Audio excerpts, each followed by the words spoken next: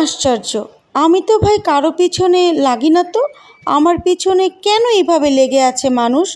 আমি তো কারো ক্ষতি করতে চাই না। আমার ক্ষতি করার জন্য এইভাবে উঠে পড়ে কেন লেগে আছে? আমি তো কারো বিরুদ্ধে বদনামও করি না, তো আমাকে এত কলঙ্কিত করার কেন এত চেষ্টা? আশ্চর্য, আমি তো কখনো কারো অমঙ্গল চাই না। আমি তো সব সময় পাপ থেকে, খারাপ থেকে বেঁচে থাকার চেষ্টা করি। তারপরও কেন আমার পিছনে এইভাবে লেগে রয়েছে? কি ভাবছেন নিজের প্রশংসা করছি? না, এইরকম হাজারো কেন রয়েছে আমাদের মধ্যে, যে নিরাপদ নিষ্পাপ, তারপরও মানুষ লাগে থাকে শত্রুতামির জন্য। তখন আমরা উত্তর খুঁজে বেড়াই। কেন সেই উত্তরটি আজকে আপনাদেরকে দিচ্ছি। ধরুন আপনি দাঁড়িয়ে আছেন, আপনার সামনে একটা পাগলা কুকুর। এই কুকুরকে আপনাকে কিছু বলার প্রয়োজন আছে? নাকি সে এমনিতেই আপনাকে এসে আঘাত করবে, আপনাকে কামড় দিবে, তাই আপনাকে ক্ষত বিক্ষত করবে?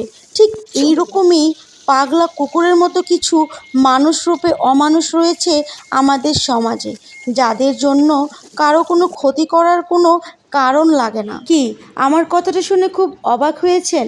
দেখেন, সবচেয়ে বড় কথা হচ্ছে কি, কিছু কিছু মানুষ আমাদের সমাজে, আমাদের আশেপাশে এরকম হাজারো মানুষ আছে। কিছু পাগলও আছে, দেখবেন রাস্তাঘাটে দাঁড়িয়ে আছে। তারা কিন্তু যা কিছু তা মনের আলাপে আপনাকে বলতে থাকে।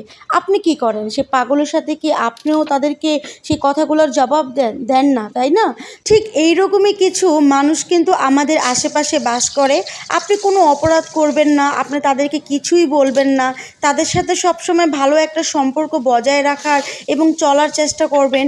কিন্তু দিন শেষে এই মানুষগুলো কোনো কারণ ছাড়াই আপনার সাথে অযথা ঝগড়ায় লিপ্ত হবে, বা আপনাকে ছোট করার বা আপনাকে নিচু করে কথা বলার চেষ্টা করবে। তখন আপনি কি করবেন? তখন এই মানুষগুলোর সাথে কি আপনিও ওরকম করতে পারবেন? আপনিও কি পারবেন তার মতন এরকম একটা রূপ দেখাতে? পারবেন না তো। তো আপনাদের কি করা উচিত? আপনাদের ঠিক ওই রকমই পাগল ভেবে বা ওই রকমই রাস্তার কুকুর ভেবে তাদেরকে একদমই তাদের গায়ে লাগানো যাবে না। তাদেরকে পাশ কাটিয়ে চলে যাবেন। তাদেরকে ইগনোর করতে শিখেন এবং তাদেরকে তাদের মতো থাকতে দেন। কারণ সমাজের এই ধরনের মানুষকে আপনি কখনই পরিবর্তন করতে পারবেন না, কিন্তু নিজের কিছু কিছু কাজ আপনি অবশ্যই পরিবর্তন করতে পারবেন। তার মধ্যে হচ্ছে আপনি তাদেরকে ইগনোর করুন। দেখেন, আমাদের শরীরে, দেহে কোনো অসুস্থ হলে আমরা কিন্তু পুরো দেহটাকে কেটে ফেলে দেই না।